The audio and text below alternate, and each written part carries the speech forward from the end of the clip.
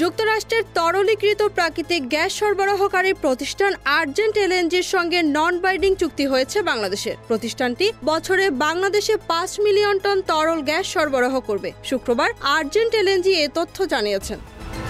বার্তা সংস্থা রয়টার্স জানায়, প্রেসিডেন্ট ডোনাল্ড ট্রাম্প দায়িত্ব গ্রহণের পর এটি যুক্তরাষ্ট্রের গ্যাস সরবরাহের সবচেয়ে বড় চুক্তি। ট্রাম্প ক্ষমতা গ্রহণের পর ঘোষণা দেন দেশটিতে জ্বালানির অনুসন্ধান বাড়াবেন তিনি। বাংলাদেশের সঙ্গে আর্জেন্ট এলএনজির চুক্তি প্রমাণ করছে ট্রাম্প প্রশাসনের ওপর এই খাত সংশ্লিষ্টদের আস্থা রয়েছে।